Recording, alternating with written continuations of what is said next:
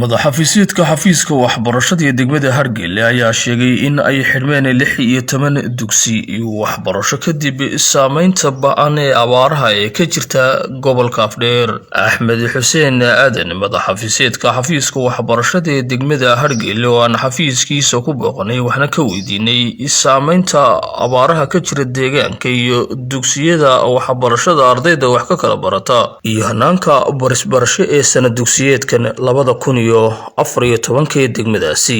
dhanka abaaraha degmada Hargeysa saan sheegay baaxadeedu waa 380 square kilometer.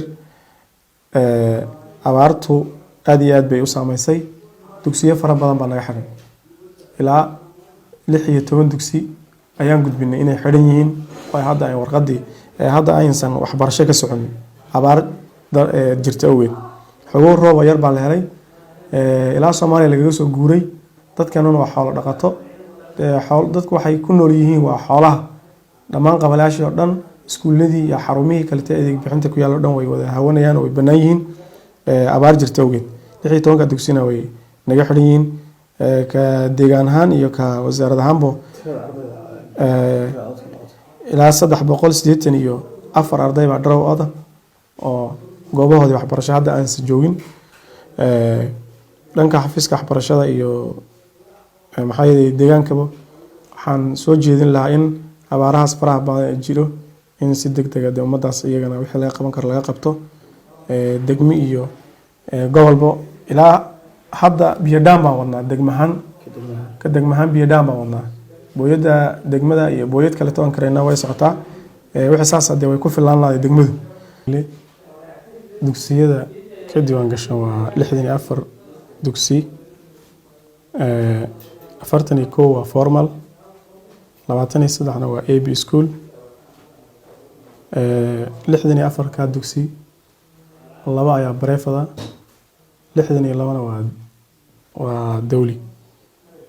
si guud sanadka 2014 ardayda qorshaysneed in la diiwaan geliyo waxay ahayd 21483. labku wuxuu ahaa 11475, dhadiguna wuxuu ahaa 10368.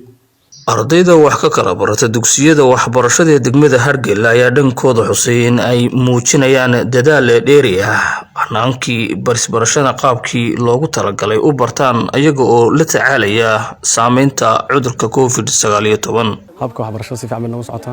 waxaan ahay gudoomiyaha guddiga dugsiga sare ee degmada Hargeysa. guddiyadu way kala duwan yihiin, laakiin waxaan ahay gudoomiyaha guud. guddiga ugu meesha ugu fiican ugu shaqo sareeyo guddiga councilka ee ardayda akhlaaqda wanaagsan, kaba galaasyada iyo ardayda inta soo raacay wanaagsan. habka waxbarashada ma sha Allah si fiican u socda.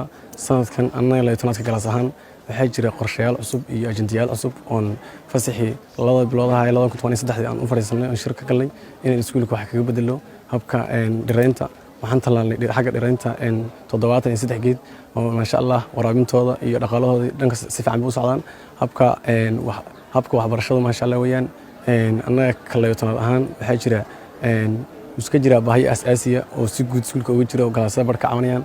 macallimiinta nagu yar, maadooyinka qaar oo macallimiinta ku yihiin, galaasyada macallimiinta ka farabadan yihiin. horayaasha iyo maamulayaasha dugsiyada waxbarashada ee degmada Hargeysa ayaa tilmaamay in sanad dugsiyeedkan 2014 bilaabeen dadaal hor leh oo lagu tayanayo hanaanka barisbarasho ee dugsiyadaasi.